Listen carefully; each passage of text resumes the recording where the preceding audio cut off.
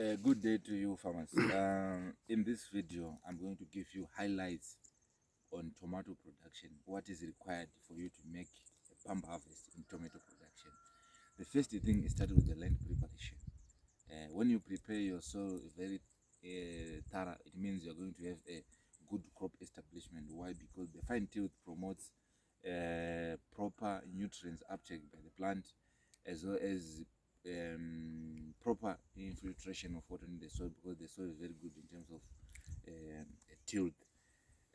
So good soil seed contact is very important at crop establishment, and also in terms of emergence and germination, it's going to be higher when you do your land preparation very well.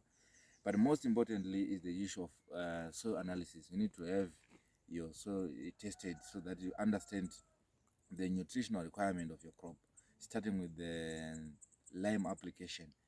How acidic or alkalinity is your soil, so that you understand what type of lime I'm going to use. Are you going to use calcitic lime, or are you going to use dolomitic lime? If your soil is lacking calcium, you are going to be recommended to use calcitic lime. If your soil is lacking, say, magnesium, you're going to be recommended with the dolomitic lime. That's the part of soil analysis. At the same time, you're going to be recommended in terms of fertilizer. Your soil is weak, probably you need to apply a vegetable blend, because it contains better nutrients as compared to compound C. Then in terms of ammonium nitrate, you are recommended as well in terms of quantity and also number of applications that you're supposed to do. Like in this crop, we are recommended to apply AN at least 2 times, because the soil is a bit stronger, but other soils you can apply maybe 3 times or 4 times depending on the type of the soil. Then once you apply you plant your crop and you do your soil analysis, the next thing is crop establishment. Now planting, recommended plant population. It depends with the yield target, available resources, but it ranges from 25,000. Yeah, that's the optimum, 25,000 plants per hectare. Then from there, you are now working on the crop protection, weed management, making sure that the crop is clean in terms of weeds, because they compete with the plant for nutrients and also for water. Then you need to make sure that you now you have your spraying program, getting rid of tutor. Like this time we are in the rain season, our main challenges around issue of lead blight.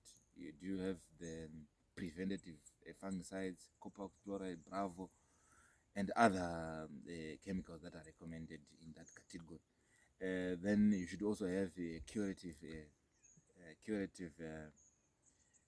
fungicides. In this case, we're talking about Redimogold, Tebuconazole, Metalaxyl. All those chemicals, they need to be available so that you do away with all these fungal disease. But most importantly, you need to make sure that you spray after every rain. You need to make sure that you spray. Let's say after today there's rain, then tomorrow there's no rain. You need to make sure that you spray so that you cater for those fungal growth that might happen within your field.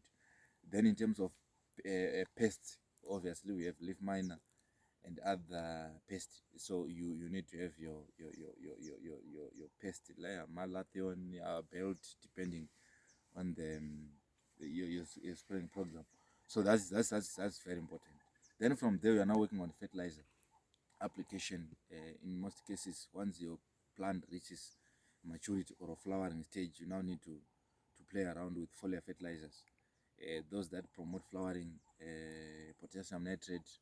You also need to work with calcium nitrate, so that you improve the quality of the fruit. That is very important for the market. So those are the things that we are supposed to make sure that we get rid of. So in summary, we're talking about land preparation. A good seed, choose the good variety. It is better to produce your own seed. You just buy the seed, then you prepare, work for hybrids. Cool. Yeah, did you? Hearing.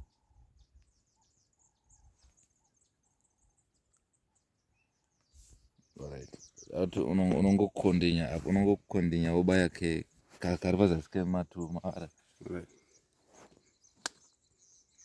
So that's the thing. Choosing the right variety is very important. Do your own nursery, then you transplant your plants.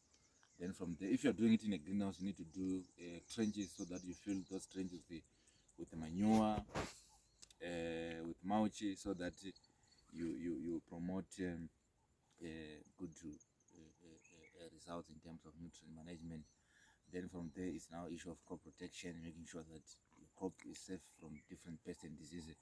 Then after that, you are now working on quality, where you are applying your potassium, you're applying your calcium. Then eventually you go to harvesting. So those are the things that are very important when you are managing crop for this tomato crop. Thank you so much.